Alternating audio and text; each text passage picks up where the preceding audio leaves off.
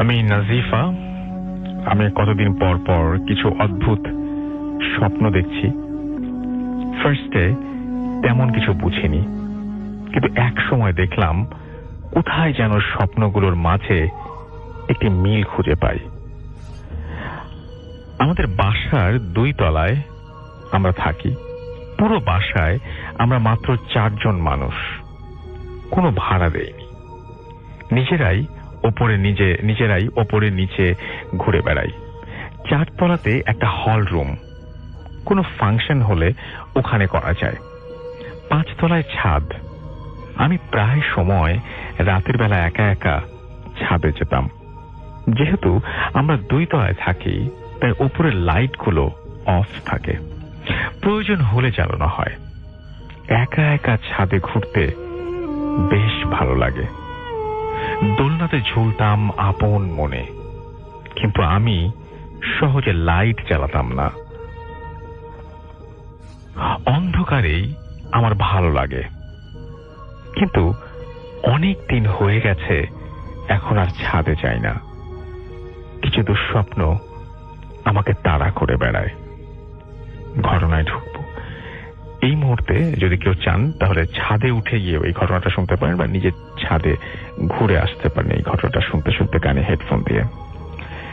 একদিন ঘুমিয়েছিলাম দুপুরে, স্বপ্ন দেখছিলাম আমি 4 তলায় আমার সোফায় বসে গান শুনছি।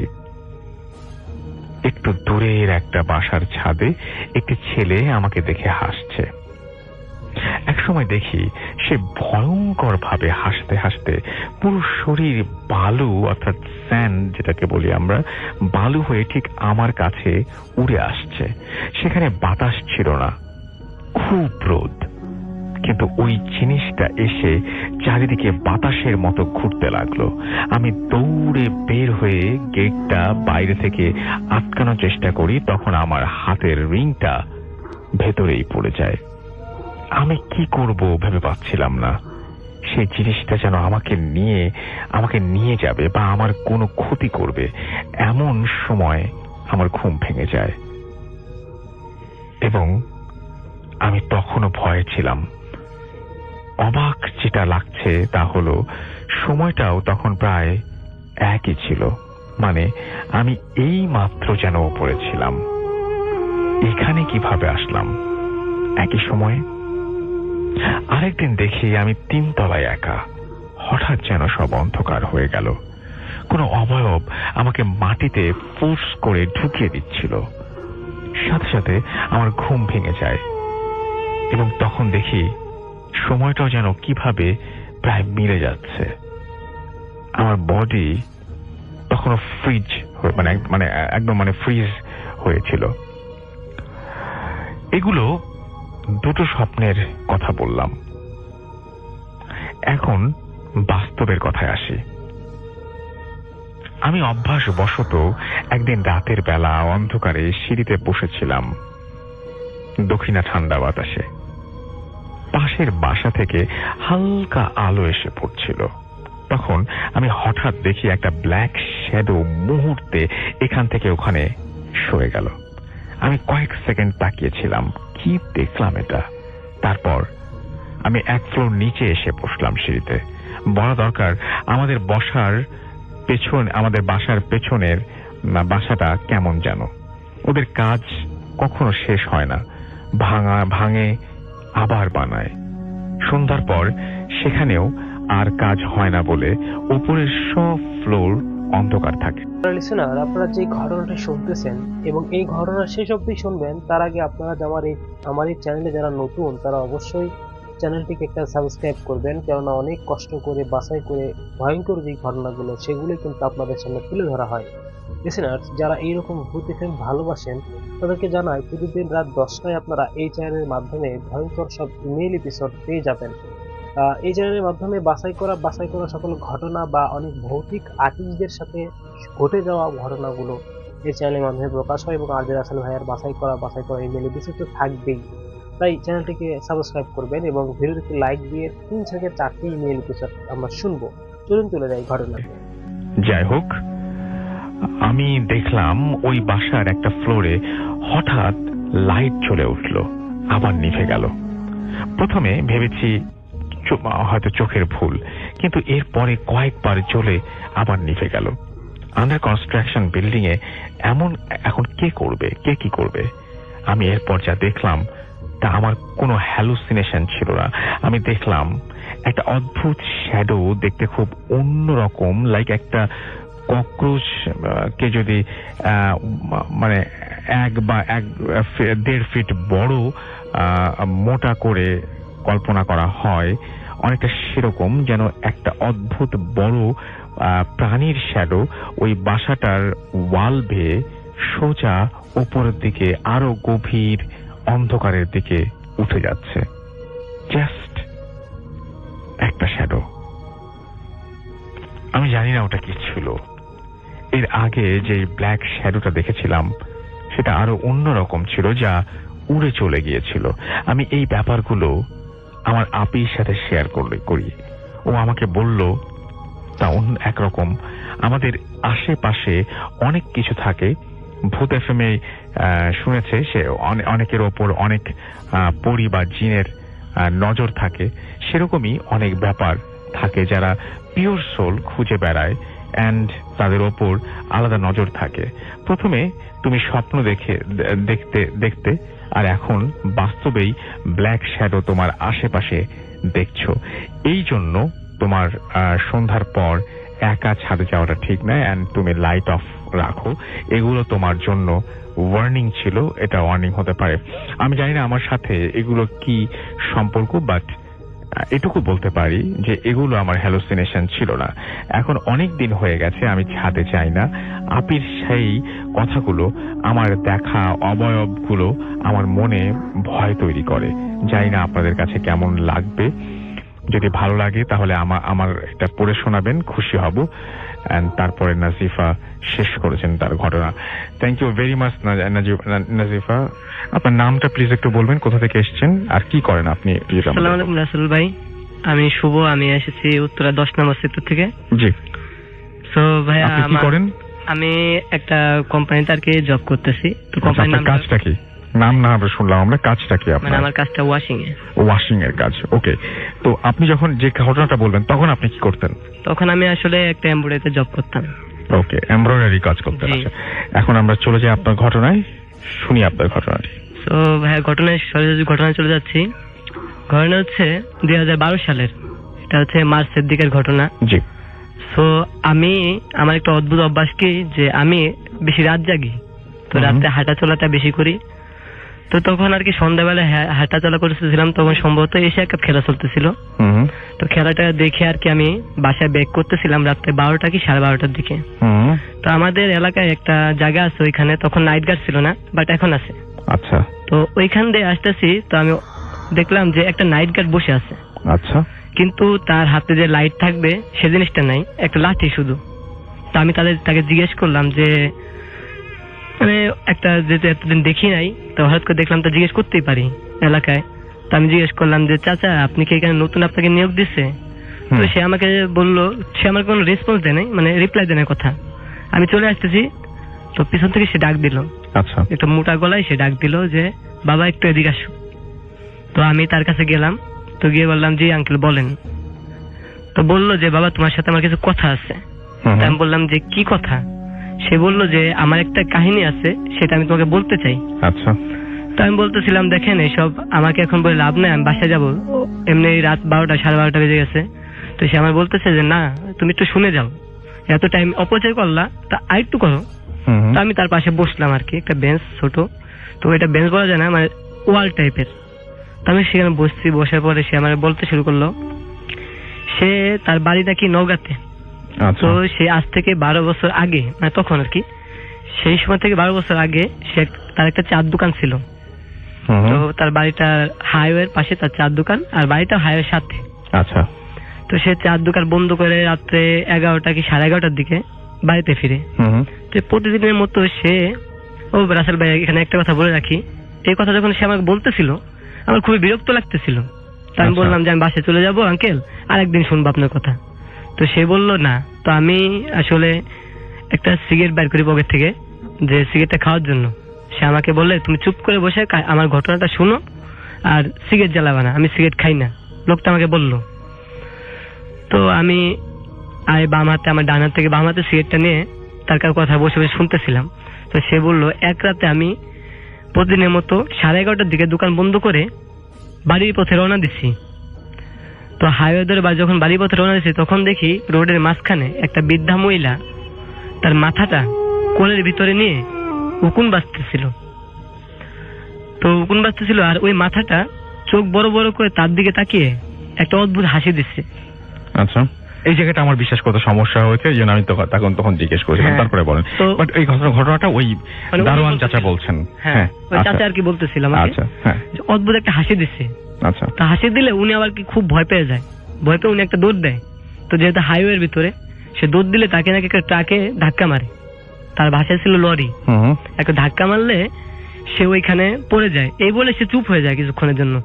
তা আমি তাকে জিজ্ঞেস করলাম, চাচা তারপর কি হয়? যেহেতু অদ্ভুত একটা জিনিস, আমি জিজ্ঞেস করলাম তারপর কি হয়। সে আমাকে বলল যে তারপর আমি ঘটনাস্থলে মারা যাই। এই কথা শুনে আমার কেমন একটু অবাক লাগলো যে সে যদি মারা যায় সে আমাকে কিভাবে বলতেছে। তা আমি তাকে জিজ্ঞেস করলাম, কি বলেন এইসব? কয়, দেখো বাবা আমার দিকে তাকিয়ে, সত্যি কিনা। তো তিনি যখন মাথাটা উঠালো, আমার দিকে তাকালো, দেখি সে কিন্তু ঘটনাটা নিচের দিকে তাকায় বলতেছিল। সে যখন মাথাটা উপর দিকে তাকে আমার দিকে তাকালো, দেখলাম যে তার সারা মুখ একটা কিছুতে অ্যাক্সিডেন্ট হলে যে অবস্থা হয়, সারা মুখে রক্ত মাখা, আর তার মাথা থেকে মজক গুলা গলে গলে পড়তেছে। তো এই ঘটনা দেখার পরে আমি নিজেকে আর ঠিক রাখতে পারি নাই। তো জায়গার উপরে আমি সেন্সলেন্সে ওখানে পড়ে যাই। তো আমার কতক্ষণ এভাবে ছিলাম আমি জানি না রাসেল ভাই। তো হঠাৎ করে আজানের শব্দে আমার আর কি হুশ ফিরে আসে। তো আমি মাথা ওইখান থেকে, মানে মাথাটা এত ভার হয়েছে যে আমি মাথাটা করতে পারি না, মানে সোজা দাঁড়াতে পারি না। কোনো মতে আমি বাসায় যাই, যে বাসাটা আমার বেশি দূরেও না। তো বাসায় যাই আমি মাথায় পানি দিলে কাউকে কিছু না বলে শুয়ে পড়ি। তো কিছুদিন শরীর খারাপের পর আমি এই ঘটনাটা আমার বন্ধু বান্ধব, মানে আত্মীয় স্বজন কাউকে বললেও তারা কেউ বিশ্বাস করতে চায় না ঘটনাটা, যেহেতু অবিশ্বাসী একটা ঘটনা। তো সে বিশ্বাস করতে চায় না। লাস্টে শেষকালে আমি একটা হুজুরকে বলি এই ঘটনাটা, ইমাম সাহেবকে, ইমাম সাহেব আমার সাথে তো এরকম একটা ঘটনা ঘটছে, তো কেন এরকম ঘটলো? তো তিনি আমাকে বললেন যে তুমি রাত বেরাতে যে চলাফেরা করো, তোমার পিছনে খারাপ কিছু ফলো করছে। তো এই জিনিসটা থেকে তোমার মুক্তি পেতে হবে, নয়তো এই জিনিসটা তোমাকে জ্বালাতন করবে বিভিন্ন রকমের। তো এই জিনিসটা আমি বললাম যে এই জিনিসটা কি আর কেউ দেখছেনি? কয় না, এই জিনিসটা তো এদিকে এরকম না, অন্য কিছু হতে পারে, কিন্তু এরকম কোনো কিছু এখনো ঘটে নাই। তবে তোমার সাথে যেহেতু ঘটে, তোমার পিছনে খারাপ কিছু আছে। তো তিনি আমাকে একটা লাল সুতো দেয় পরে, সুতো আমার কায়াঙ্গুলে, বাম হাতের কায়াঙ্গুলে বেঁধে যায়। তো বেঁধে বলে, এটা 7 দিন পরে তুমি এটা নদীর জলে ফেলে দিবা ভোরবেলা। তো আমি রাসেল ভাই ওই কায়াঙ্গুলের রশিটা আর কি 7 দিন ব্যবহার করে আর কি ভোরবেলা নদীর জলে ফেলে দিই। ফেলে দেওয়ার পরে আল্লাহর রহমতে বর্তমানে আর কোনো সমস্যা হয় নাই। এই ছিল আমার ঘটনা। আচ্ছা, আপনার এই ঘটনাটা যে আপনি বললেন, আপনি নিজের চোখে দেখেছেন এটা, না? জি, এটা আমি নিজের চোখে দেখতে। যেহেতু রাসেল ভাই একটা কথা কি, এখানে আমি নিজেকে প্রথম বিশ্বাস করতে পারিনি। যখন আজান দিল আমি উঠলাম, পড়ে গেছে, ওখান থেকে উঠলাম। আমি নিজেকে প্রথম ভেবেছিলাম যে হয়তো আমি কোনো ভুল দেখেছি অথবা করেছি, কিন্তু আমার ওই জিনিসটা খেয়াল আছে যেহেতু আমি ডান হাত থেকে সিগারেটটা বাম হাতে নিয়েছি আর সেইখানে বসেছিলাম যেখানে সে আমাকে বলতেছিল। তা আমি যদি ডান হাত থেকে বাম হাতে নিয়ে হঠাৎ করে পড়ে গেলাম, তো আপনি যেটা দেখেছেন সেটা অস্বাভাবিক না? আপনার কাছে মনে হয় না যে অস্বাভাবিক জিনিসটা? জি, এই জিনিসটা আসলে সত্যি, মানে বলতে গেলে মানে অবিশ্বাসী ঘটনা। দেখেন একটা জিনিস, যে একটা মৃত ব্যক্তি, সে বলতেছিল সে মারা গেছে শেষকালে, কিন্তু সে প্রথম আমাকে ঘটনাটা শুরু করলো। এর ভিতরে একটা প্যারানর্মাল কিন্তু জিনিস ছিল, যে সে একটা মাথা রেখেছিল, ওইটা একটা অবিশ্বাসীয় জিনিস। না, সেটা বুঝতে পেরেছি। তার যে চেহারাটা সে যেভাবে দিছে, রাসেল ভাই আমার শরীরের উপর প্রশ্ন এখন দাঁড়িয়ে গেছে, যে তার যে চেহারাটা যে দেখে তার পুরো রক্তে লাল। না, আমি আপনাকে অবিশ্বাস করছি না, আমি জাস্ট আপনাকে জানার জন্য বললাম। আপনার ফ্যামিলিতে এছাড়া আপনার অনেক ঝামেলা আছে, আপনি বলছেন। আপনার মা যখন আপনাকে ভাই মনে হয়, মানে আমার জন্মের আগে আর কি। জি জি, কি জানো ঝামেলাটা? ওইটা হচ্ছে যে রাসেল ভাই, আমার ভাইয়ের তখন 4-5 বছর বয়স, বড় ভাই আর কি, আমার বড় ভাই। জি। তো 4-5 বছর বয়স। তো আমরা যে এলাকায় ঘটনা ঘটে যায় একটু আগে আমি বললাম, সেই এলাকাতে আমরা থাকতাম। তো অন্য সাইডে ওইখানে একটা গাছ, সেই কথাটা আমি আপনার বলি নাই আর কি। তাল গাছ, বট গাছের উপর তাল গাছ। তো বট গাছের উপর একটা তাল গাছ। তো ওইখানে একটা বেকারি আছে। তো ওই সাইডে আমাদের বাসা ছিল। তো ওই বাসাটা আপাতত নেই, মানে ওইখানে ভাড়া থাকতাম আমরা। তো ওইখানে আমরা ভাড়া থাকি। তো আমার খালা খুব অসুস্থ ছিল। তো আমার একটা খালা তো ভাই ছিল, আমার বড় ভাইয়ের বয়সী। তো তিনি, আমার আম্মু সন্ধ্যার, মানে দুপুর বেলা আর কি, একটা ভিক্ষুক আসে, আমার আম্মু তখন গর্ভবতী, তো ভিক্ষুক আসে, এসে জিজ্ঞেস করে যে মা ভিক্ষা দাও।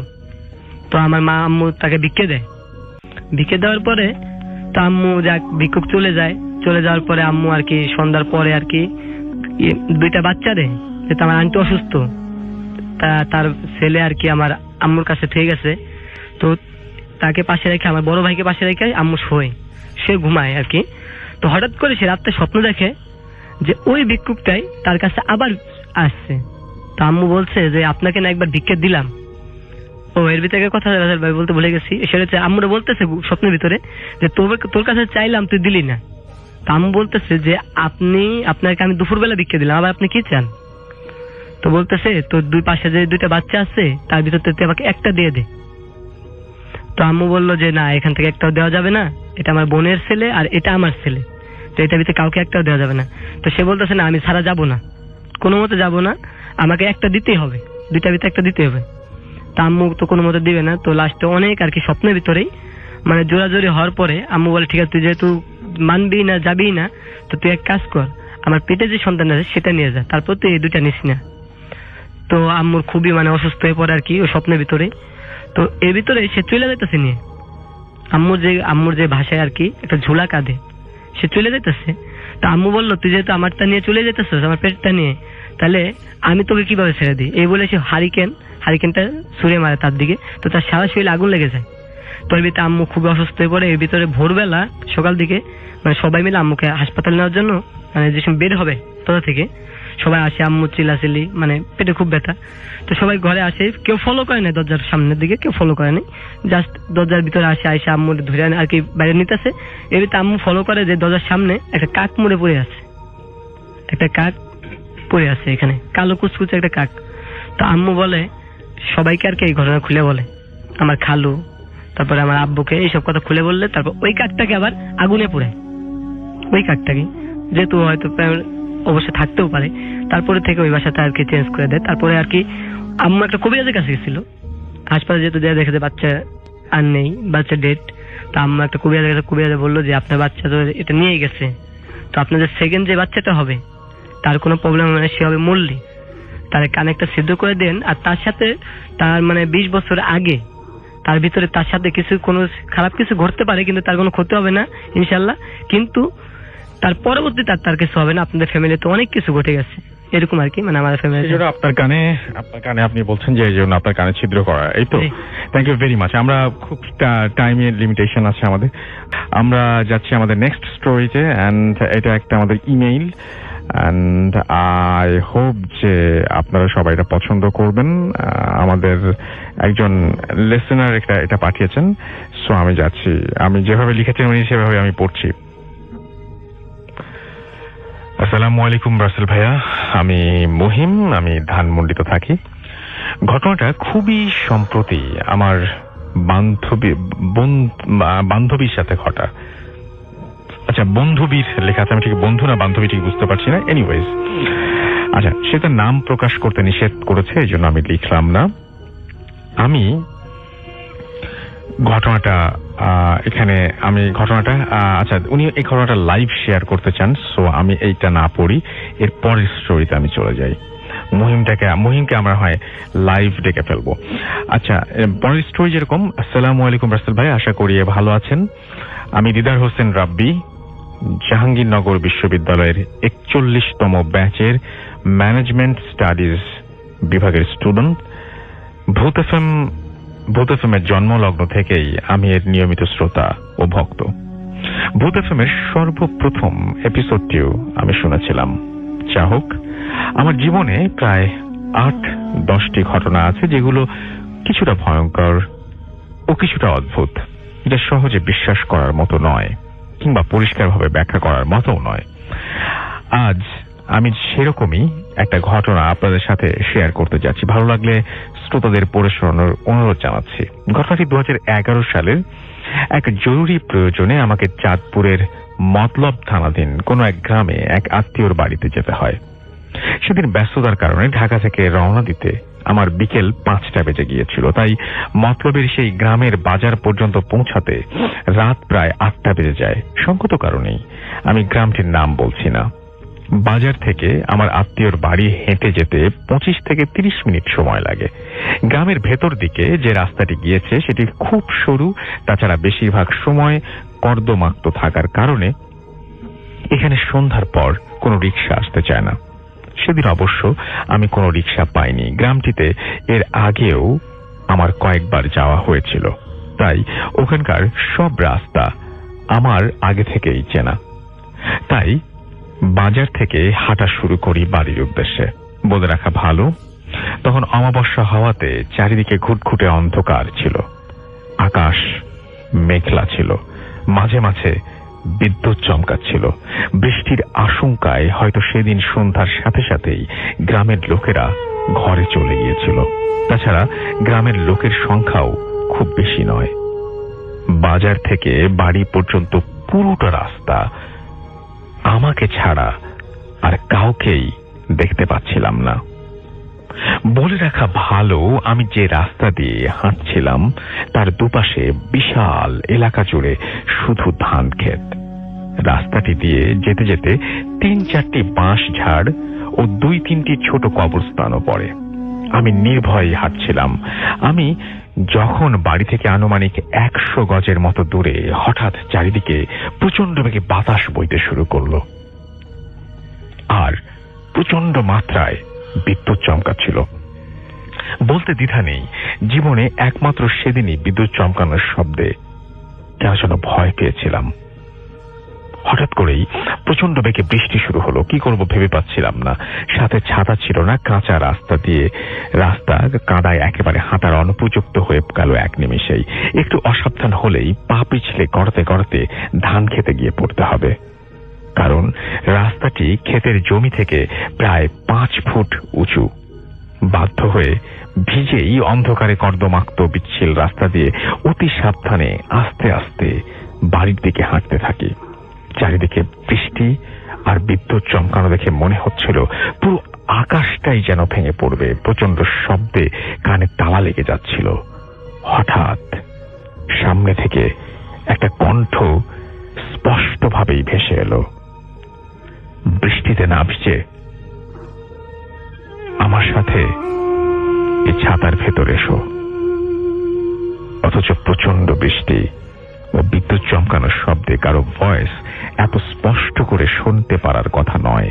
তবু এমন একটা মুহূর্ত কাউকে সাথে পেয়ে মনে মনে ভরসা পেলাম।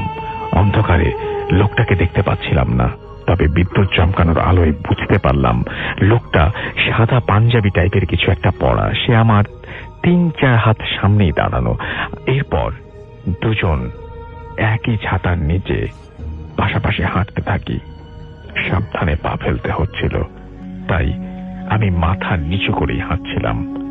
এভাবে প্রায় 15-20 মিনিট হাঁটছিলাম, কিন্তু আমার হঠাৎ করেই মনে হলো যতই হাঁটছি রাস্তা যেন শেষ হচ্ছে না।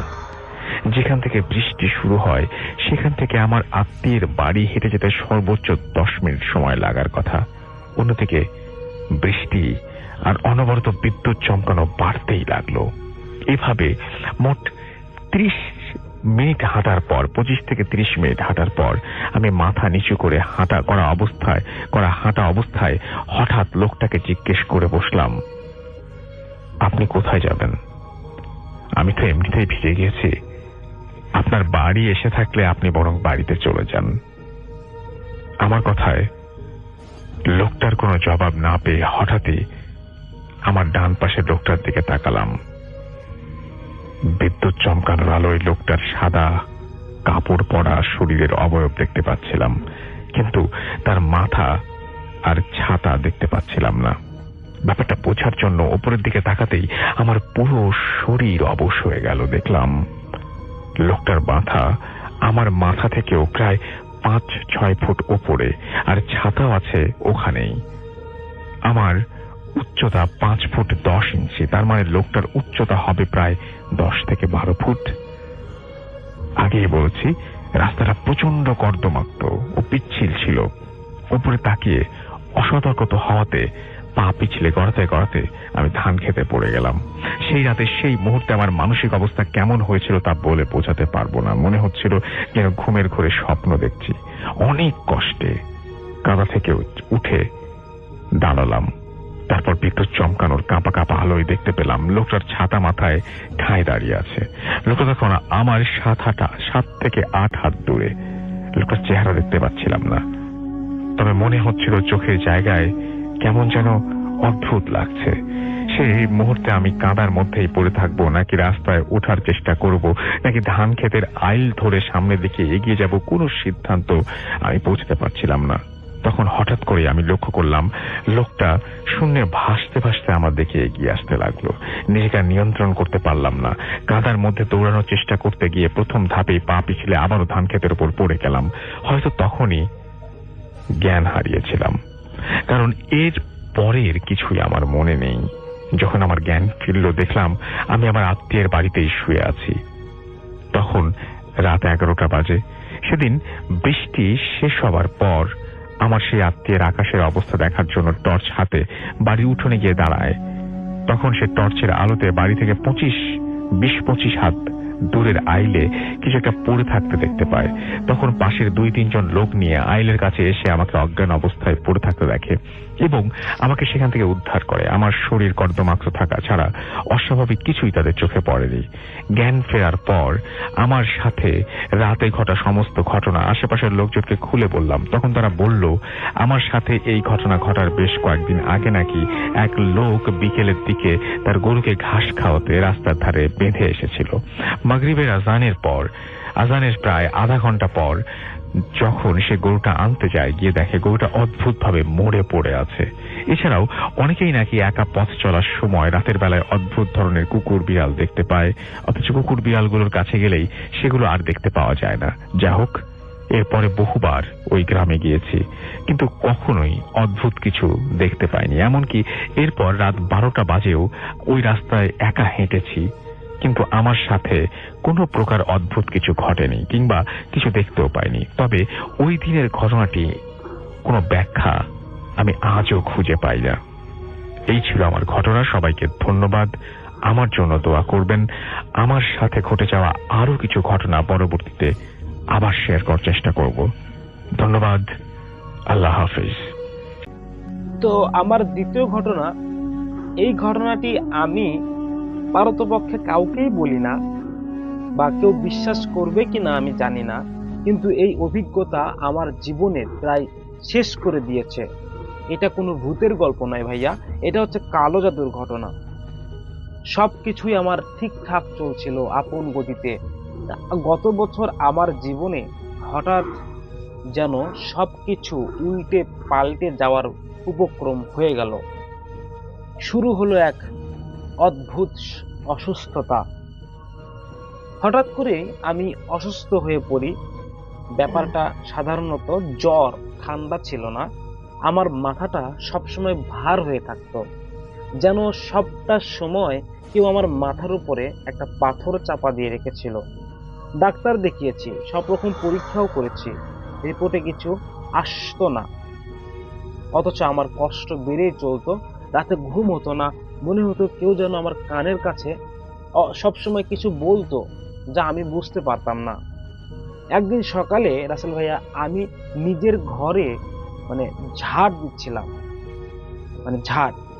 ঘরের একটা কোণে, সেখানে পুরনো একটা কাঠের আলমারি আছে, সেখানে ঝাড়ু দিতে গিয়ে একটা অদ্ভুত জিনিস আমার চোখে আসলো। একটা লাল শালুর কাপড়ের একটা পুটলি। সেটা হাতে নিতেই আমার পুরো শরীর ঠান্ডা হয়ে গেল ভাই। এত ঠান্ডা হয়ে গিয়েছে যে আমি বুঝতে পারছিলাম যে এটা অস্বাভাবিক একটা ঠান্ডা। আমার শরীর আপনা আপনি হয়ে গেল। ভিতরে একটা ভারী কিছু আছে মনে হয়। ভয়ে আমি খুলতে চাচ্ছিলাম না, আবার চাচ্ছিলাম। ভয়ে ভয়ে সেটা আমি খুলে দেখলাম পুটলির ভিতরে একটা শুকনো পাতি লেবু, আমার একটা পুরনো ছবি যেটা অর্ধেক ছেঁড়া, আর তার উপর লাল রং, এই লাল রং দিয়ে কিছু চিহ্ন আঁকানো। আর ছিল কয়েকটা হাড়, আসলে ভাইয়া যেগুলো দেখতে মুরগির হাড়ের মতো হলেও সেগুলো আকারে অস্বাভাবিকভাবে ছোট। এই জিনিসগুলো দেখার পর আমার শরীর ভয়েতে কাঁপতে শুরু করলো। স্পষ্ট বুঝলাম এটা কোনো সাধারণ বিষয় নয়, এটা আমার উপর কেউ কালো জাদু করেছিল। পুলকিটা দেখার পর আমার মনে অদ্ভুত একটা ভয় আর অস্থিরতা ভর করলো। সেই রাতেই ঘটে আসল ঘটনা। রাসেল ভাইয়া, গভীর রাতে ঘুম ভেঙে দেখি আমার ঘরটা একটা ঘন পচা গন্ধে ভরে গেছে। মনে হচ্ছিল যেন ঘরের ভিতরে একটা মৃত পশুর মাংস পচে আছে, পচে গেছে, আর সেই গন্ধ বের হচ্ছে। আমার নিঃশ্বাস নিতে কষ্ট হচ্ছিল। আমি উঠে বাথরুম থেকে জল খেয়ে আসলাম এবং ঘরে ফিরে লাইট অন করে যা দেখলাম তাতে আমার আত্মা ছারখার হয়ে গিয়েছে। ঘরের দেয়ালে ঠিক আলমারির পাশেই একটা লম্বা কালো দাগ। প্রথমেই মনে হলো এটা কোনো কাদা বা কোনো তেল হবে। আমি শিওর, ভালো করে দেখতে গিয়ে বুঝলাম এটা শুকনো রক্তের দাগ। আর এই সময় রক্তের দাগ এখানে কোনোভাবেই তো পসিবল না আসা। এই রাতের বেলা দাগটা যেন উপর থেকে নিচে টেনে নামানো হয়েছে। আর তার পাশেই মেঝেতে ছোট কয়েকটা চুলের গোছা ছড়িয়ে ছিটিয়ে ছিল। চুলগুলো মনে হয় আমার নয়। আমার বুক ধড়ফড় করতে লাগলো। এটা আমার ঘরেই, কিন্তু এসব জিনিস কোথা থেকে এলো এটাই আমার মাথায় কাজ করছে না। এই রাতের বেলা পরিষ্কার করে ঝাড়ু দিয়ে আমি খাটে ঘুমিয়ে পড়লাম। মাঝরাতে উঠে দেখি এসব এখানে। আবার আমার গেট লাগানো, আমার জানালা লাগানো, দরজা লাগানো, মানে কেমনে আসবে এগুলো, আসলো কোথা থেকে? আমার মাথা ঘুরছিল। আমার এক আত্মীয় এই ঘটনা জানার পর সন্দেহ করলেন কোনো কাছের মানুষ আমার উপরে হিংসা করে এই কাণ্ডগুলো করছে। তার পরামর্শে একজন খুব ভালো হুজুর বা ওঝা বা ইসলামিক স্কলারের শরণাপন্ন আমি হলাম। তিনি আমাকে দেখে বললেন, তোমার উপর মারাত্মক কিছু করা হয়েছে, এক মুহূর্তেও দেরি করো না, এখানে কিন্তু অনেক ঝুঁকি আছে, এখনই এটার প্রভাব কাটানো দরকার, না হলে তোমার বিশাল ক্ষতি হয়ে যাবে। অনেক কঠিন প্রক্রিয়া, দোয়া কালাম আর ঝাড়ু ফুঁকের পর সেই জাদুর প্রভাব কেটে যায়। যখন প্রভাব কেটেছিল তখন আমি নিজেই অনুভব করলাম যেন আমার শরীর থেকে এক ঠান্ডা ভারী কিছু বেরিয়ে যাচ্ছে। আমি প্রচন্ড দুর্বল হয়ে পড়েছিলাম। সেই কালো জাদুর ভয়াবহতা আজও আমাকে তাড়া করে বেড়ায়। আমি জানি না কে বা কেন আমার এত বড় ক্ষতি করতে চেয়েছিল, কিন্তু পুতলিটা আর সেই রাতের রক্তের দাগ আজও আমার মনে গেঁথে আছে। একটাবার যদি ভাবে রাতুল ভাইয়া লিসেনার, যে একটা রাতে আপনি ঘরের মেঝে পরিষ্কার করে শুয়ে আছেন, ঘরে কেউ নেই, নিজে একা এক রুমে থাকেন এবং দরজা লাগানো, জানালা লাগানো, এর মধ্যে একটা বিশাল দাগ তার। এখন যারা রাতে চোখ বন্ধ করে হেডফোন কানে দিয়ে ঘটনাগুলো শুনছেন তারা একটু অনুভব করেন যে ভাই আপনি তো ঘরে ঘুমাইছেন, এখন যদি সবকিছু ঠিকঠাক দেখছেন, মেঝেতে কিছু নেই, এখন যদি আপনার ওই ঘরে মানে একটা বিশাল কালো রক্তের, শুকিয়ে যাওয়া রক্তের একটা দাগ ওঠে, চিহ্ন ওঠে, আবার অনেক চুল যদি ছড়িয়ে ছিটিয়ে পড়ে থাকে, ওখানে আরো কিছু মানে থাকে, তাহলে আপনি ঘুম থেকে উঠে যখন ওটা দেখবেন তখন তো অবশ্যই আপনার মনে হবে যে এটা কোথা থেকে এলো। একটা ভয় কিন্তু তখন কাজ করবে। জানেন না এখন আপনি ভয় করছেন কিনা বা এই ঘটনা শোনার পরে আপনার সাথে এরকম হবে কিনা, এটা আমরা বলতে পারবো না। হতেও পারে আপনার সাথে এমন, একটু চেক করেও দেখতে পারেন। তো আমি ওটাই বলছি, ওই ঘটনা যখন আমার সাথে ঘটেছিল আমার মানে পুরো আমি ভয়ে সেই দিন রাতের কথা এমন ভাবে আমার মনের ভিতরে গেঁথে গিয়েছে, যেটা এই প্রথম আমি আপনাদের সামনে শেয়ার করলাম। আগে কখনো শেয়ার করা হয়নি কোথাও, বা এইরকম ঘটনা যদি আপনাদের সামনে উপস্থাপন না করি তাহলে এই ঘটনাগুলো থেকে মানে আমাদের দুর্বলতা কখনো যাবে না। অনেকেই আছে এরকম কালো জাদুর শিকার, তারা কখনো কাউকে কিছু বলে না, কোনো পরামর্শ পায় না। এখানে কিন্তু অনেক ভালো ভালো ইসলামিক স্কলার্স আছে যারা এরকম কালো জাদুতে ভুগছেন, তারা আমাদের সাথে যোগাযোগ করতে পারেন।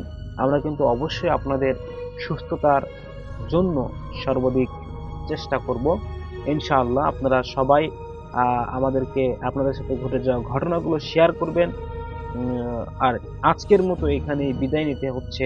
সবাই ভালো থাকবেন, সুস্থ থাকবেন। আসসালামু আলাইকুম। তো ভাই আমরা সেকেন্ড স্টোরিটা শুনি আপনার কাছ থেকে। হ্যাঁ রাসেল ভাই, এটা হচ্ছে ইয়াসির ভাইয়ের ঘটনা, জি। বেশ কিছুদিন আগের। অ্যাকচুয়ালি ইয়াসির ভাই গ্রামে যেত আর কি বেড়াতে, প্রায় ওনার গ্রাম খুব ভালো লাগতো আর কি। তো উনি ওইবার ওনার এক ফ্রেন্ডের ডাকে তাদের গ্রামের বাড়িতে যায়। তো ওনার গ্রামের মানে ওনার যে ফ্রেন্ড ছিল আর কি, তো ফ্রেন্ডটা ওনার সাথে আসতে পারেনি, আগে গিয়েছিল। তো ওনাকে বলে যে তুই চলে আয়, এরকম করে নর্থ বেঙ্গলের কাছের একটা গ্রাম আর কি। আচ্ছা। তো যাই হোক, উনি ওই রওনা দেন আর কি দিনের বেলা যথারীতি সময় মতো গ্রামে। ওনার ওখানে যে নামেন, নেমে রাত্রেবেলা আসা শুরু করেন। তো রাস্তাটা ছিল বেশ আপনার অন্ধকার হয়ে গেছে। রাত্রেবেলা ধরেন 10টা-11টার সময় বেশ অন্ধকার হয়ে যায়। তো গাছপালার মধ্যে দিয়ে যখন আসতেছেন তখনই ওনার কাছে বেশ মানে ভালো লাগে, কারণ মানে এই জায়গাটা হচ্ছে বেশ জোনাকি জ্বলছে, এরকম এরকম একটা অবস্থা। এবং গ্রামটা বেশ নিশুতি একটা গ্রাম, যেখানে বিদ্যুতের কিছুই নেই সেখানে। তো আস্তে আস্তে তো উনি এসে এক জায়গায় দাঁড়ান। সেখানে এসে দেখে যে একটা আপনার খেয়াঘাট আছে। তো খেয়াঘাটে আপনার একজন মাঝি বসে আছে একটা ছোট নৌকাতে। তো উনি বলেন যে আমি নদী পার হব। তো লোকটা কোনো কথা না বলে ওনাকে জাস্ট নৌকা উঠতে বলেন এবং নৌকাটা আস্তে আস্তে ছেড়ে দেন আর কি। তো নৌকাটা যখন যাচ্ছে রাসেল ভাই পানিতে, এবং উনি শব্দ পাচ্ছেন যে যে মাঝি আছে সে আস্তে আস্তে করে আর কি আপনার বৈঠা পাচ্ছে আর কি। তো যেতে যেতে যেতে যেতে নৌকার মানে বেশ অনেকক্ষণ চলে গেছে। উনিও বেশ মানে আর কি হয়ে গেছেন। উনি ওখানে বসে একটা সিগারেট ধরান, সিগারেট খাচ্ছেন। তো এক সময় উনি খেয়াল করেন যে নৌকাটা আর কি আর সামনে বাড়ছে না, মনে হচ্ছে যে নৌকাটা ভেসেই আছে ওখানে। আচ্ছা। তো উনি হঠাৎ করে তাকান সামনে, তাকায় দেখেন যে নৌকার মধ্যে আসলে কেউ নাই। উনি একাই বসা নৌকার ভেতরে, কোনো মাঝি নেই নৌকার ভেতরে। এবং এই সময় উনি দেখেন যে নৌকাটার মানে যে সামনে যে ভাগটা, ওই জায়গাটা বেশ দুলতেছে, মনে হচ্ছে কেউ ঠেলে দিচ্ছে বেশ উপরের দিকে। আচ্ছা। এবং মানে একটা এই গোঙানির মতো শব্দ আসতেছে আর কি, লাইক সামবাডি ইজ মানে কেউ একজন গোঙাচ্ছে, কাউকে মানে মুখ চেপে ধরছে, মানে ডেফ অবস্থা আর কি। আচ্ছা। উনি বেশ এটাতে মানে ভয় পেয়ে যান। নদীর প্রায় মাঝামাঝি জায়গা, মানে মধ্য নদীতে প্রায় উনি।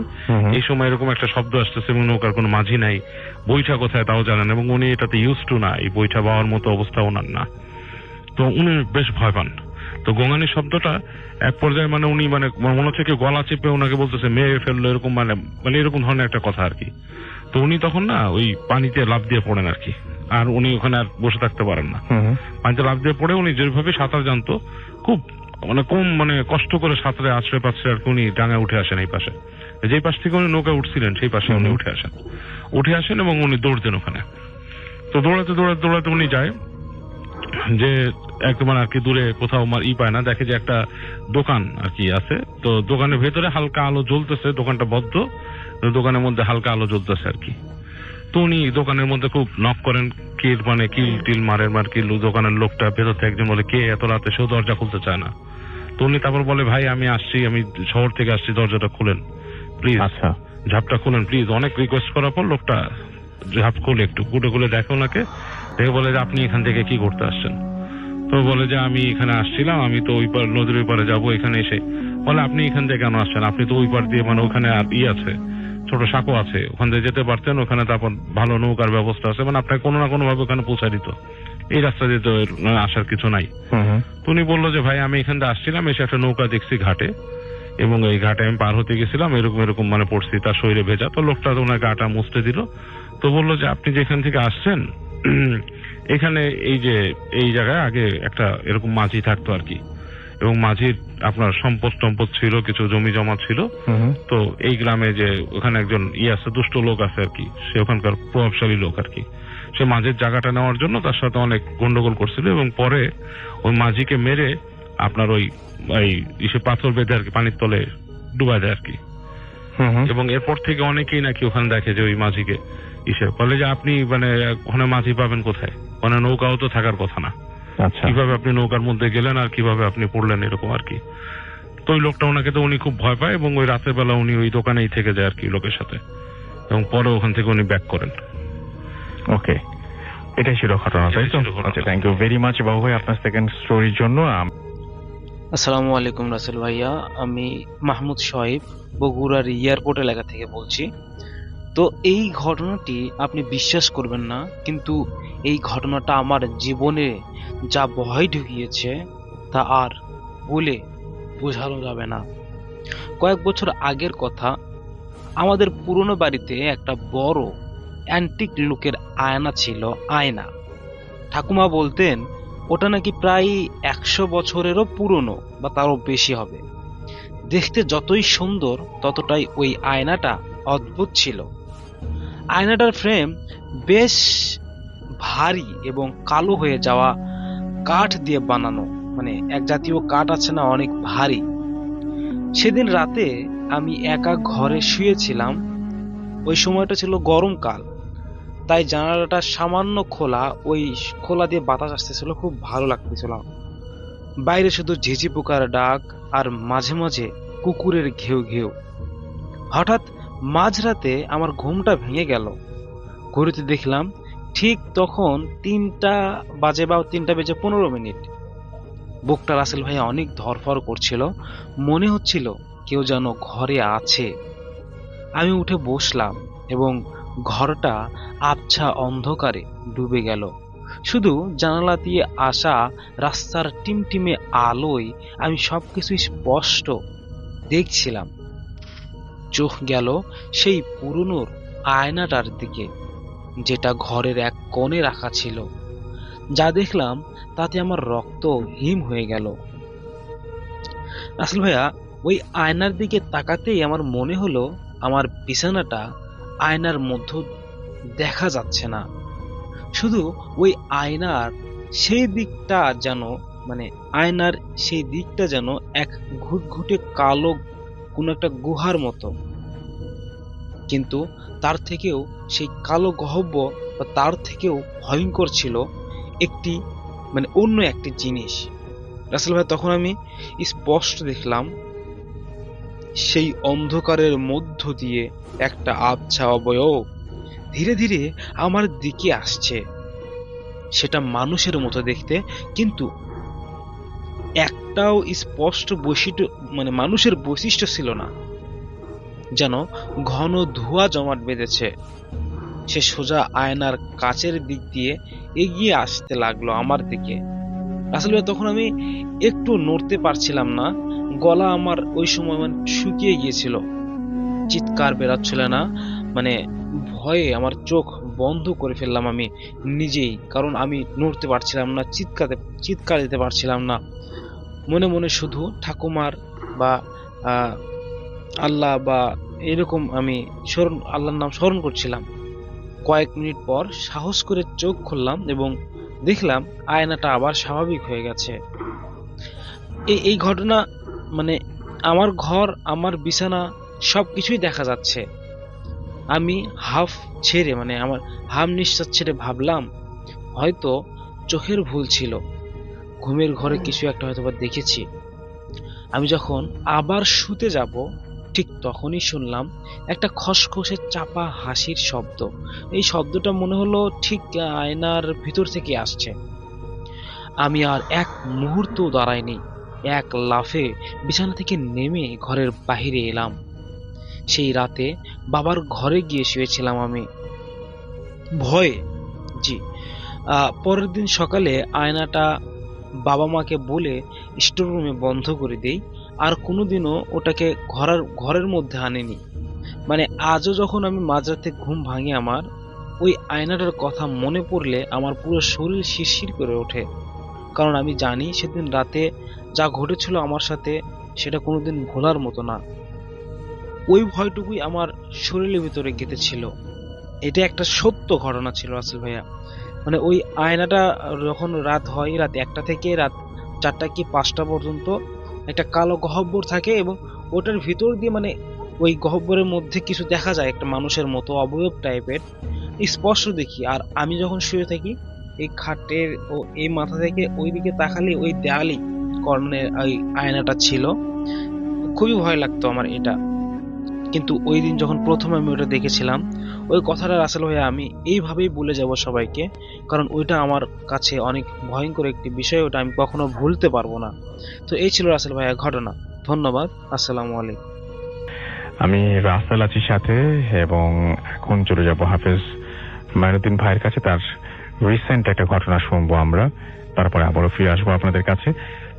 তো মাইনুদ্দিন ভাই, আপনার সেকেন্ড স্টোরিটা আমরা শুনে ফেলি, না আপনার প্রথম স্টোরিটা আমরা শুনে ফেলি। জি, বেশ 2-4 দিন আগে ঘটনা এটা হয়েছে। সেটাতে রাত্রিবেলায় আমি ইসলামিক গান শুনতেছিলাম। যখন শুনতেছিলাম তো রাত্রি 2:30 তখন বাজে। আমি ঘরে চাবিটা নেই, বাতিটা জ্বালিয়ে সেই গানটা বন্ধ করে ওয়াশরুমের চাবিটা নিয়ে আমি ওয়াশরুমে যাই। আমি যাওয়ার সময় দরজাটা বন্ধ করে রাখি। ওয়াশরুম থেকে কাজ শেষ করে যখন আসি তখন আমি দেখতেছি আমার দরজাটা খোলা, ঘরের বাতি নেবানো, গান চলতেছে। তখন আমি তো অবাক হলাম যে আমি তো ঘরের বাতিও জ্বালাইছি, দরজাও বন্ধ ছিল, গান তো বাজতেছিল না। তখন আমি ভাবলাম যে হয়তো আমার নিজের কোনো ভুল হতে পারে, সেটা আমি খেয়াল করলাম না। এরপর আমি ঘরে যখন ঢুকলাম তখন দেখি যে না, ঘরে কোনো একটা মেহমান আছেন। তখন আমি সেখানে সালাম দিয়ে দিলাম। সালাম দিয়ে আমি আমার চুপচাপ বসে পড়লাম। বসে থাকার কিছুক্ষণ পরে উনি দাঁড়িয়ে গেছে। দাঁড়িয়ে কান্নার স্বরে সে আমাকে সেইটুকুই বলতেছে, আমি বাম হাতের মধ্যে যে দোয়া লেখা একটা রিং পরেছিলাম সেটা কেন পরলাম। সে আমার কাছে এটা প্রশ্ন করলো যে আমি বাম হাতে সেই দোয়া লেখার রিংটা কেন পরলাম। সেই রিংটাকে আঘাত করলো, সেটা আমাকে পড়তে নিষেধ করে দিল এবং সেটার উপরে খুব আঘাত করে করে সেটাকে একটু বাঁকা করে দিল এবং সেটা বললো যেটাকে আমাকে পড়ার জন্য না। তখন আমি বলছি না, আমি এটা পড়বো, কেননা সেটা আমার খুব প্রয়োজন আছে। তখন উনি কান্না সরিয়ে আমাকে বললেন যে না, তুমি এটা পড়বে না, এটা খুলে রাখতে হবে। তারপর আমি আমার বসে চুপচাপ রয়েছি। উনি যখন চলে গেলেন তখন কিছুক্ষণের মধ্যে সেই ঘরের বাতিটা নিজে নিজেই জ্বলে গেল এবং গান বন্ধই হয়ে গেল। গান চলছিল না, ঘরের বাতিটা জ্বালানো ছিল, দরজাও বন্ধ হয়ে গেল এবং গানটা নিজে নিজেই বন্ধ হয়ে গেল। আমি পরবর্তীতে সেটা করলাম যে এই যে আমাকে আংটি দেওয়া সে আসছেন আমার এই বাম হাতের রিংটা পরার জন্য, উনি এটা পছন্দ করেননি যে আমি বাম হাতের রিংটা কেন পরলাম। ওকে, থ্যাংক ইউ ভেরি মাচ আপনার ঘটনার জন্য, আপনাকে অনেক অনেক ধন্যবাদ। আচ্ছা, আমাদের সঙ্গে প্রথম যে প্রশ্নের উত্তরটা চাই সেটা হচ্ছে, আমরা বলেছিলাম যখন যে হাফেজ মাইনুদ্দিন ভাই আমাদেরকে বিভিন্ন সমস্যার উত্তর দিবেন। তো লাস্ট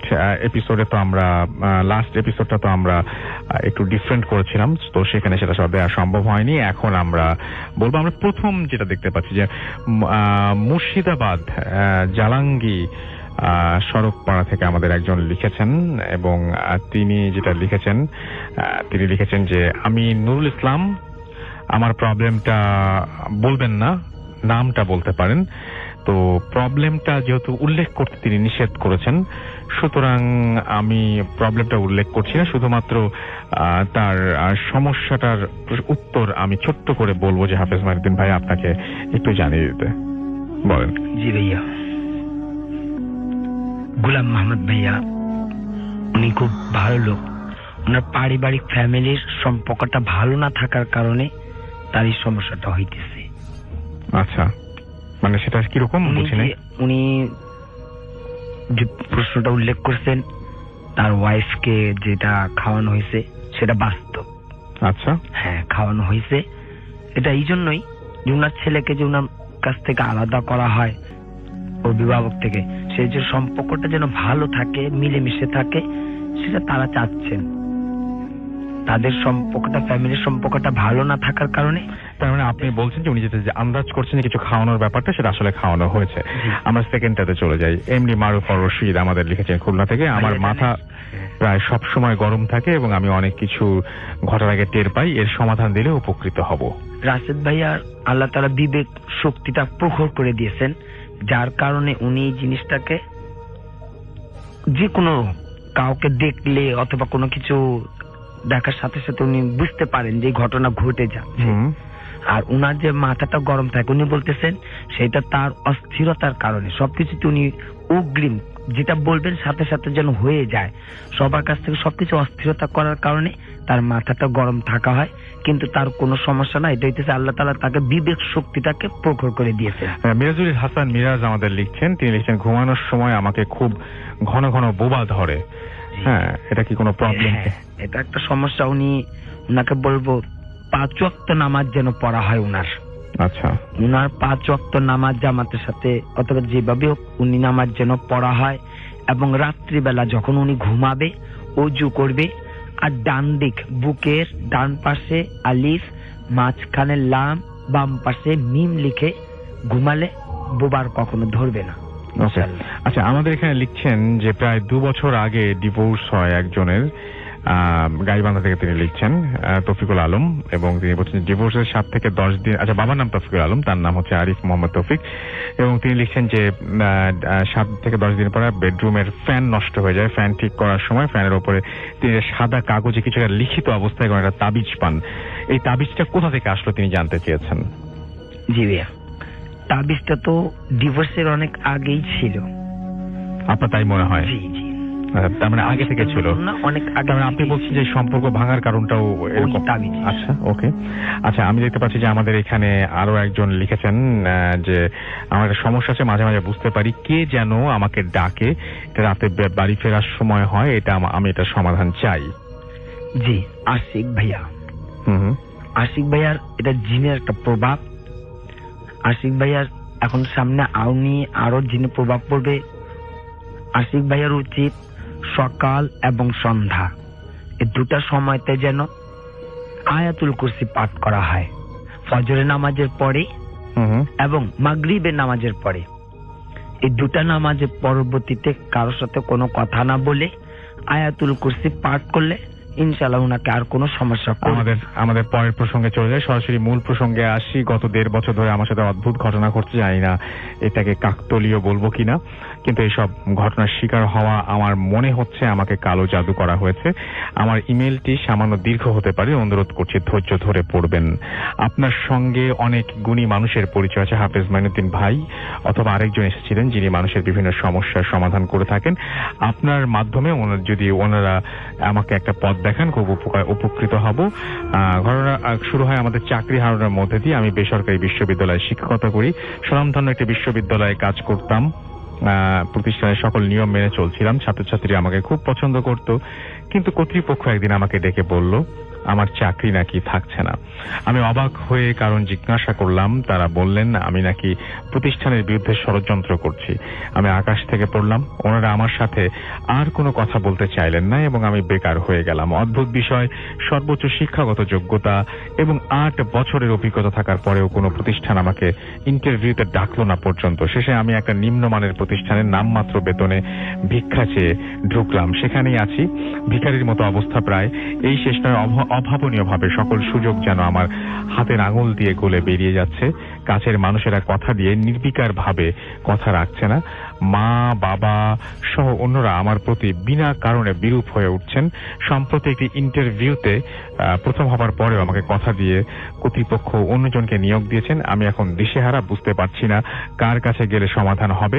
আমার পরিচিত এমন কেউ নেই যে আমাকে সাহায্য করবে, তাই আপনাদের শরণাপন্ন হলাম।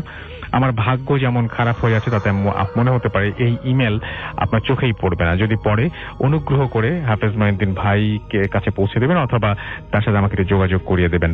নিচে তারপরে তিনি ঠিকানা দিয়েছেন। আপনার কি মনে হয় যে ওনাকে আসলে কালো জাদু করা হয়েছে? না ভাইয়া, উনার এটা কালো জাদু না, উনার এটাকে আতশী রোগ বলা হয়। আচ্ছা, এই আতশী রোগের কিছু সমস্যা দেখা দেয় যে ভাগ্য তার জবের বেলা, ব্যবসা বাণিজ্য, আত্মীয় সম্পর্ক, বন্ধু বান্ধব সব দূরে সরে যাবে। তার শারীরিক সমস্যা দেখা দিবে, সব দিক তার বিফল হবে, সুফল তার আসবে না। এটা আতশী রোগ বলা হয়। এই আতশী রোগের উপকারিতা হইতেছে সেটার থেকে মুক্তিপ্রাপ্ত হওয়ার জন্য অবশ্যই 5 ওয়াক্ত নামাজ পড়তে হবে। মাগরিবের নামাজের পরবর্তীতে কারোর সাথে কোনো কথা না বলে সূরা ওয়াকিয়া কোরআন তো তেলাওয়াত অবশ্যই করতে হবে। তার মানে আপনি বলছেন যে তার মানে ম্যাক্সিমাম জিনিসের সমাধান আসলে আল্লাহর উপরে ভরসা রাখলে নামাজটা অবশ্যই আমি যদি নামাজ ঠিক মতন পড়ি, কোরআন যদি ঠিক মতন পড়ি, তাহলে আমার এই সমস্ত সবকিছু সমাধান ম্যাক্সিমাম সমস্যা আসলে দূর হয়ে যাওয়া দূর হয়ে সম্ভব। যাবে। আমি রাস্তাল আরো একবার আপনাদের সবাইকে স্বাগত জানাই। যারা ভূত.com এ আসতে চান তারা কিন্তু বাসায় বসেও আমাদের শোতে অংশ নিতে পারেন। আপনার ঘটনাটি রেকর্ড করে ফেলবেন, তো রেকর্ড করে ফেলুন। আপনাদের প্রত্যেকের হাতে স্মার্ট ডিভাইস রয়েছে এবং সেই মোবাইল ফোনের মাধ্যমে কিন্তু আপনারা আপনাদের ঘটনা রেকর্ড করে অ্যাটাচ করে পাঠিয়ে দিতে পারেন ইমেইলের মাধ্যমে, তাহলেই আর কোনো ঝামেলা নেই। যাই হোক, আমরা আসলে খুবই বেশি জোর দিচ্ছি, নেক্সট কয়েক মাস জোর দেব অডিও ক্লিপের উপরে। চলুন কথা না বাড়িয়ে আরো একটি অডিও ক্লিপ শুনে আসি। আসসালামু আলাইকুম রাসেল ভাইয়া, আশা করি সবাই অনেক ভালো আছেন এবং সুস্থ আছেন। আর রাসেল ভাইয়া আপনাদের সর্বদাই ভালোর দলেই থাকেন। আমি প্রতিদিনের মতো আজকে একটি ঘটনা নিয়ে এসেছি। ভূতপ্রেমে প্রতিদিন ঘটনা বলা হয় আমার বাসা বগুড়ার রাজধানী মুরাইল এয়ারপোর্ট এলাকা। যাই হোক, সবাই আমাকে চেনে। অনেক ঘটনাই ভূতপ্রেমে বলা হয়েছে। আজকে আমি যে ঘটনাটি বলবো রাসেল ভাইয়া, এটা অনেক ভয়ঙ্কর একটি ঘটনা। আমি বলছি, শোনেন। সেদিন রাতটা আমার জীবনে যেন এক অভিশাপ হয়ে এসেছিল। এখনো ভাবলে আমার পুরো শরীর কাঁটা দিয়ে ওঠে। আমি তখন একা ছিলাম আমাদের পুরনো টিভিতে। রাত কটা হবে, 2টো 3টা এইরকম। 2টোতেও নিশ্চিত পেরিয়ে গিয়েছিল। হঠাৎ ঘুমটা ভাঙলো এবং একটা ঠক ঠক শব্দ এলো। বিশ্বাস করেন, প্রথমে ভেবেছিলাম ইঁদুর হবে ওইটা, কিন্তু যখন দেখলাম শব্দটা আসছে ঠিক জানালার কাছ থেকে, আর কেউ যেন নখ দিয়ে তা আলতো করে ঘষছে, তখন আর নিজেকে বোঝাতে পারলাম না। উঠে টর্চের আলোটা যেই না জানালার দিকে ফেললাম, আমি কসম করে বলছি, জানালার কাছে একটা লম্বা সরু ছায়া দেখলাম। কোনো মানুষের মতো নয়, যেন একটা সরু লম্বা অবয়ব, যার কোনো স্পষ্ট মুখ নেই। ভয়ে আমি চোখ বন্ধ করে আবার যখন দেখলাম, তখন সেটা আর সেখানে ছিল না। আমি যে ইস্যুতে গেলাম, তখনই ব্যাপারটা শুরু হলো। শোনো, একদম আমার কানের কাছে কেউ যেন ফিস ফিস করে আমার নাম ধরে ডাকলো। গলার স্বরটা এমন শীতল ছিল যে আমার মেরুদণ্ড পেয়ে একটা বরফের স্রোত নেমে গেল। আমি চিৎকার করতে চাইছিলাম, কিন্তু গলা দিয়ে কখনোই আওয়াজ বের হলো না আমার। তারপরেই মনে হলো কেউ যেন ঠিক আমার পিছনে দাঁড়িয়ে আছে। আমি তার নিঃশ্বাসের শীতলতা আমার ঘাড়ে অনুভব করলাম। আমি দৌড়ে দরজার দিকে গেলাম, প্রাণপণে হাতলটা মোচড়াচ্ছি, কিন্তু কিছুতেই খুলছে না। যেন ভেতর থেকে কেউ প্রবল শক্তিতে চেপে ধরেছে। ভয়ে যখন হাতলটা ছাড়লাম, তখন দেখলাম কাঠের উপর একটা লম্বা হাড় বেরিয়ে আসা হাতের ছাপ। সেই হাতের চাপটা এখনো আমি ভুলতে পারিনি। বুকটা আমার অনেক ধরফর করছিল। হঠাৎ একটা কষ্টের দীর্ঘশ্বাসের শব্দ শুনলাম। বিশ্বাস করবেন না রাসেল ভাইয়া, শব্দটা এলো বন্ধ সিলিং ফ্যান থেকে। টর্চের আলোটা উপরে তুলতেই আমার নিঃশ্বাস বন্ধ হয়ে গেল। ফ্যানের ব্লেড গুলোর উপর ধুলোই বদলে কিসের যেন একটা কালো ছাপ দেখা যাচ্ছে, আর ঠিক মাঝখানে একটা মুখ যেন আমার দিকে তাকিয়ে বিকৃতভাবে হাসছে। মুখটার কোনো অংশ বা কোনো চোখ ছিল না, কিন্তু শুধু এক বিশাল গহ্বর। আমি চোখ সরাতে নিচে দেখলাম মেঝের ধুলোয় পায়ের ছাপ আর ভারী বুটের ছাপ, আর সেগুলো আসছে আমার খাটের নিচ থেকে। আর আমার দিকে সে এগিয়ে আসতেছে। পায়ের ছাপগুলো আমার থেকে মাত্র এক হাত দূরে গিয়ে থামলো। আমার গা তখন ঘেমে ভিজে শেষ। আর তখনই আমার পিছনের দেয়াল থেকে একটা ঘষা লম্বা শব্দ এলো। মনে হলো দেয়ালের প্লাস্টার গুলো ঝুরে ঝুরে ঝুরঝুর করে পড়ে যাচ্ছে নিচের দিকে। আমি তখন ঘুরে দাঁড়ালাম, টর্চের আলো ফেলতেই দেখলাম দেয়ালের হলদেটে রঙের মধ্যে দুটো চোখ জ্বলছে। লালচে আভায় জ্বলন্ত সেই দুটো চোখ ধীরে ধীরে আমার দিকে ঘুরছে। মনে হচ্ছিল দরজার আর দেয়ালটা যেন আমার জীবন্ত চামড়া, আর সেই চোখ দুটো দেয়াল ফুঁড়ে বেরিয়ে আসার চেষ্টা করছে। আমি মরিয়া হয়ে ঘরের আলোর সুইচটার দিকে দৌড়ালাম। সুইচটা ছিল ঠিক সেই জ্বলন্ত চোখ দুটোর নিচে। আমি যেই না সুইচের দিকে হাত বাড়ালাম, ঠিক তখনই সেই শীতল হাতটা আবার দৃশ্যমান হলো, কিন্তু এবার সেটা হাতল ধরেনি। সুইচ বোর্ডের ওপরেই একটা আঙ্গুল রাখলো। আমি কিছু বুঝে ওঠার আগেই সেই হাতটা খুব ধীরে বা খুব ঠান্ডা সুইচের বোতামে চাপ দিল, কিন্তু আলো জ্বলল না। বরং এই ঘরটা মুহূর্তের মধ্যেই গভীর ঠান্ডা কুয়াশার মতো অন্ধকারে ঢেকে গেল। আমার মনে হলো আমার শরীরের সব শক্তি কেউ শুষে নিচ্ছে। আমি মেঝেতে বসে পড়লাম, কোনো শক্তি ছিল না গায়ে। কানের কাছে সেই শব্দটা আস্তে আস্তে বলা আরো স্পষ্ট হলো, আলো জ্বালিয়ে লাভ নেই, তুমি আর কোনোদিন এখান থেকে বেরোতে পারবে না। এটা তোমার নতুন বাড়ি।